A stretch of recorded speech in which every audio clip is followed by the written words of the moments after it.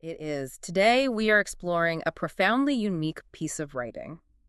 The document is an anonymous letter to the God of the Bible. Exactly.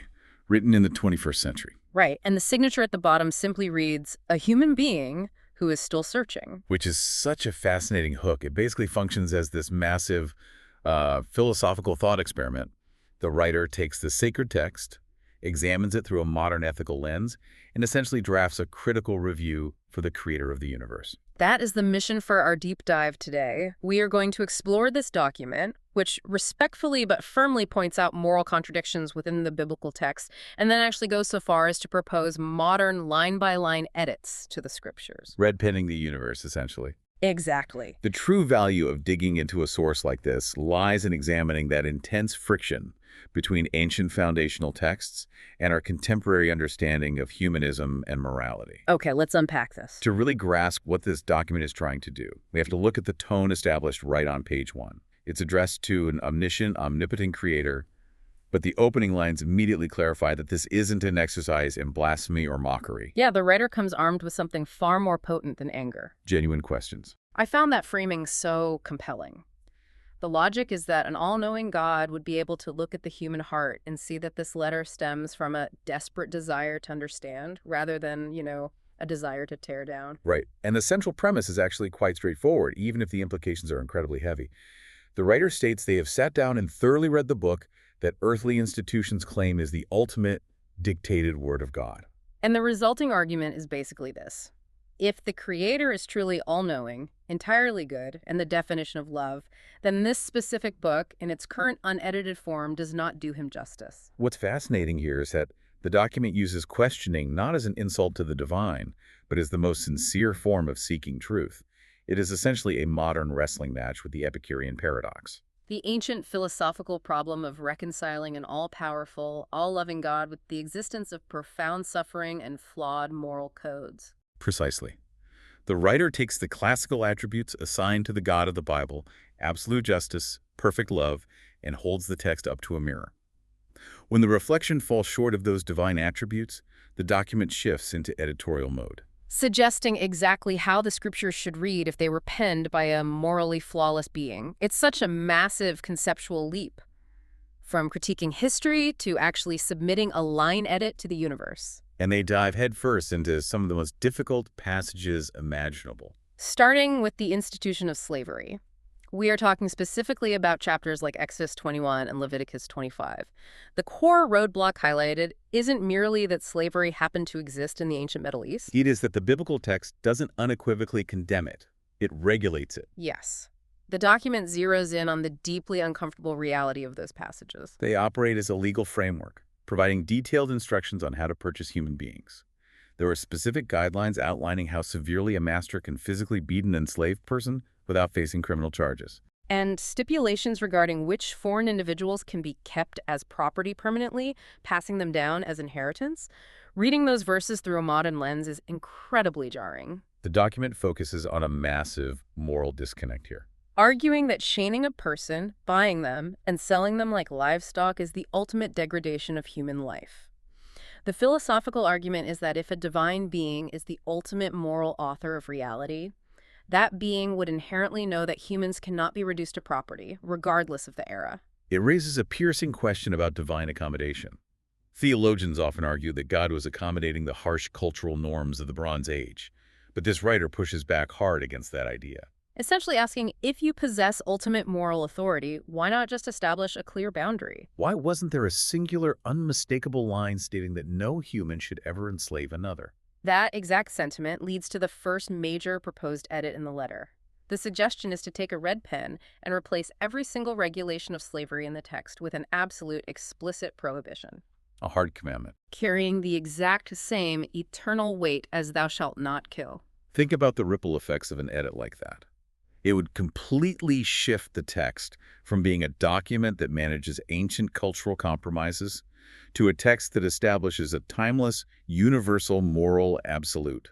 If that one edit had been in the original text, the historical trajectory of human civilization over the last 2 millennia would look Vastly different. Completely different. That concept of human beings treated as property bleeds directly into the next major critique in the document, which looks at the treatment of women.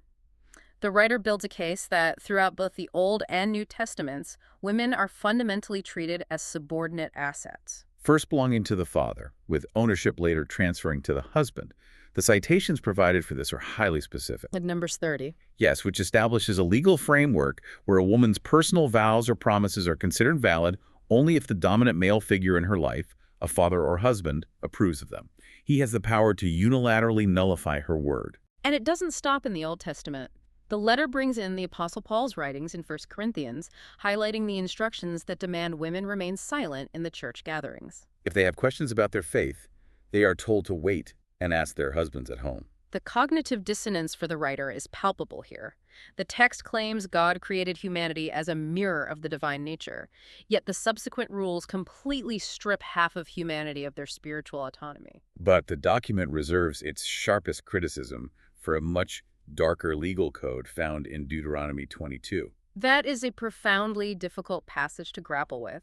The letter unpacks the terrifying legal reality of that specific chapter, where a woman who is assaulted in a city but doesn't scream loudly enough to be heard faces execution. Meanwhile, in certain scenarios, an assailant can simply pay the victim's father a fine of 50 silver coins. And the resulting legal obligation is that the assailant marries the victim. It forces the modern reader to confront the agonizing reality of ancient patriarchal law.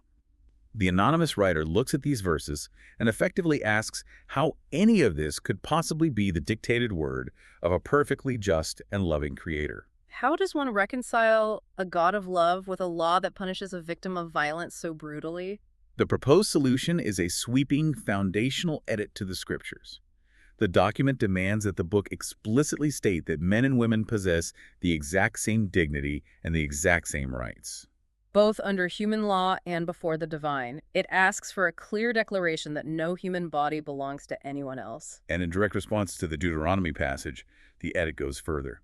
It requires the text to unequivocally state that assault is always a severe crime, completely independent of whether a victim screamed or resisted. It's an editorial attempt to retroactively inject fundamental bodily autonomy into the ancient world's religious framework. If the document is willing to challenge the text's stance on individual human dignity, it makes sense that the next target is the text's stance on the mass taking of human life. This brings us to some of the most violently contested passages in religious history. The accounts of ordered genocides. The writer pulls examples where ancient warfare isn't just documented as a tragic, ugly reality of territorial disputes, but is actually described as a direct, inescapable divine mandate. We see this highlighted in 1 Samuel 15, where King Saul is given a strict order to entirely annihilate the Amalekite civilization. And the biblical text leaves no room for ambiguity. The instruction is to put to death men, women, children, infants, and even the livestock. Total erasure. A similar mandate is cited from Deuteronomy 20, outlining the required destruction of the Canaanite peoples. The document emphasizes that these aren't parables. They are presented as historical directives from the Creator. Here's where it gets really interesting. The writer takes these specific accounts of Old Testament massacres and places them right alongside the central theological pillar of the New Testament, Which states simply that God is love. The letter frames this not just as a slight inconsistency, but as a massive, unbridgeable contradiction that threatens the integrity of the entire belief system. This is where the document actively rejects standard theological defenses. Typically, scholars rely on something called hermeneutics, the science of interpretation. Using historical context, literary genres, and ancient Near Eastern hyperbole to try and explain, soften, or contextualize these harsh passages. But a writer of this letter draws a hard line, insisting that no amount of layered interpretation or linguistic gymnastics can take the deliberate slaughter of infants and magically reframe it as an expression of divine love. So how does one even begin to propose an edit for something so deeply woven into the narrative history of the scriptures? You can't just quietly use whiteout on entire books of the Bible. The document's approach isn't to pretend the wars didn't happen, but to fundamentally alter the divine attribution. The proposed edit demands that the text explicitly recognize that a God worthy of universal worship does not, under any circumstances, order the extermination of populations. The red pen here would clarify that bloody conquest and colonial expansion are never the will of the divine. More crucially, the edit insists on a clear statement that innocent children are never to be used as collateral damage to pay for the sins, the politics, or the geography of their rulers. It is a total philosophical dismantling of the concept of holy war, and that intense scrutiny on the taking of human life naturally extends from the battlefield directly into the courtroom. Leading the writer to dissect the ancient legal codes and their disproportionate death penalties. The letter lists a series of capital offenses from the biblical text that modern society would view as completely shocking.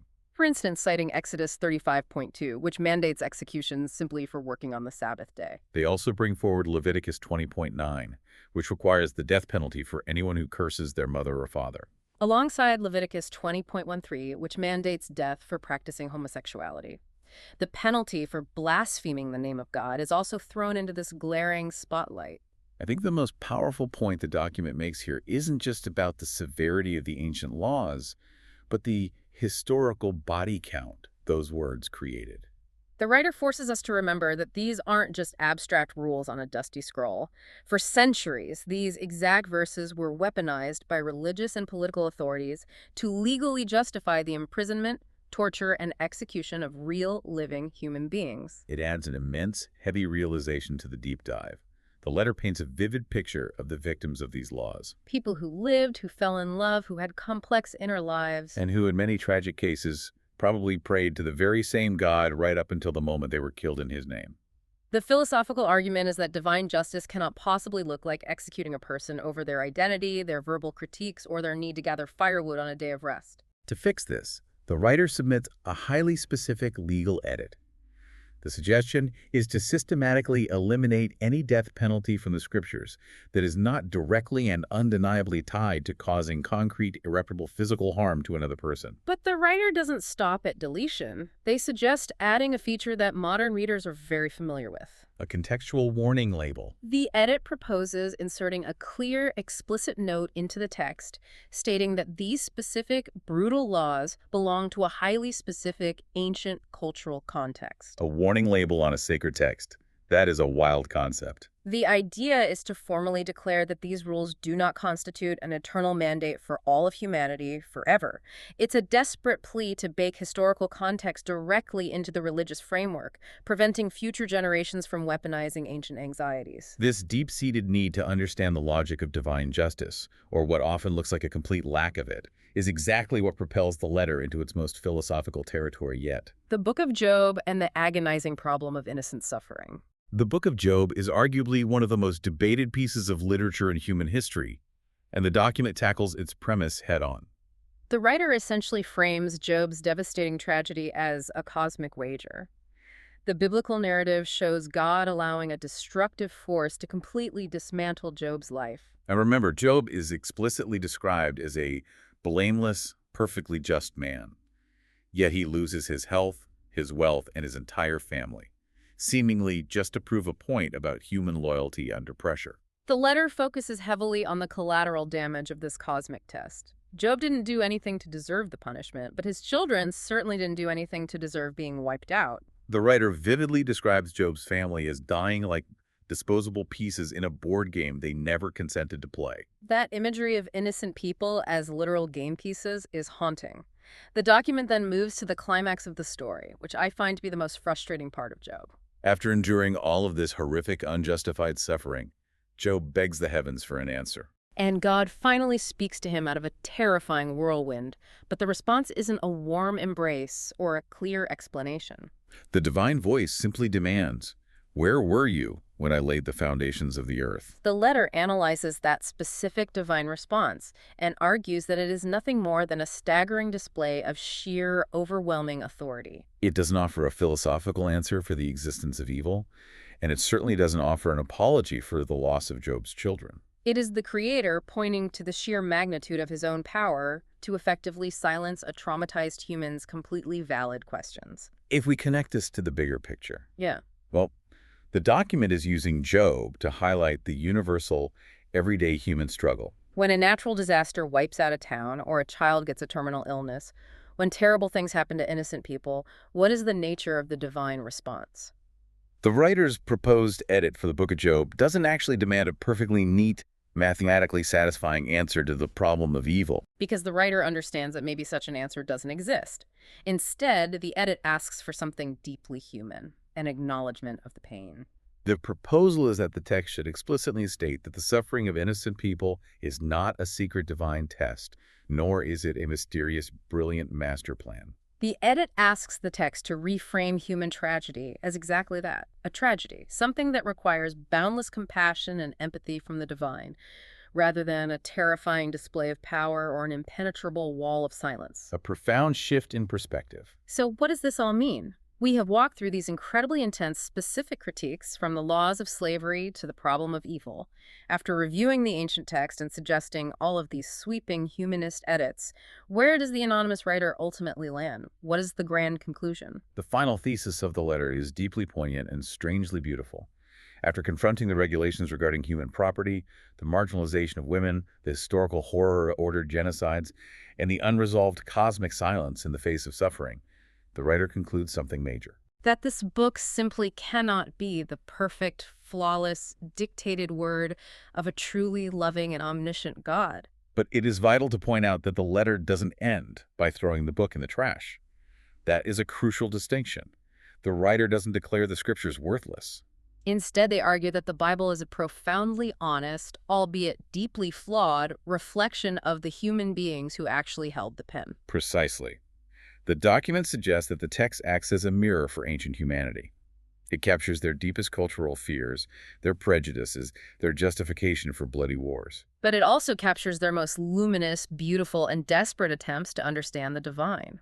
The author finds far more dignity in accepting the text's honest human flaws, its messy evolution, than in pretending every single harsh word is a perfect, unquestionable mandate from heaven. They sign off the letter by suggesting to God that if he truly has the capacity to listen to all the prayers of the world, he must also have the capacity to listen to our questions. Because, as the letter states, questioning is the most sincere form of searching for the truth. It's a remarkable way to conclude the thought experiment. It strips away the rigid dogma and leaves you with raw human curiosity. It really does. And I want to connect all of this philosophical heavy lifting back to you listening right now. Why does a deep dive into an anonymous letter like this actually matter to your daily life? Whether you are a devout follower of a religious tradition or you consider yourself entirely secular, this document highlights a tension that affects all of us. It is the constant friction between the ancient foundational texts that literally built the architecture of our modern civilizations and our ever-evolving, expanding understanding of human rights and morality. It challenges the listener to examine how they handle cognitive dissonance. When you are presented with information, whether it's a sacred text, a historical figure you admire, or a political ideology that seems to fundamentally contradict its own core premise, how do you process that? If a text preaches a God of absolute, unconditional love, but also contains explicit, detailed orders for war and destruction, it demands that you don't just passively consume the information. It demands active engagement. It forces us to critique the foundations of our beliefs and measure them against our highest ethical standards today. Well, we are coming to the end of our time, and we have covered some truly incredible ground today. We explored an anonymous 21st century letter to the God of the Bible that respectfully dares to edit the scriptures. We broke down the immense philosophical tension behind the text regulations of slavery, the treatment of women as subordinate property, and the unbridgeable contradictions of divinely ordered massacres. As well as the real-world historical tragedy caused by disproportionate ancient death penalties and the unresolved problem of innocent suffering showcased in the story of Job.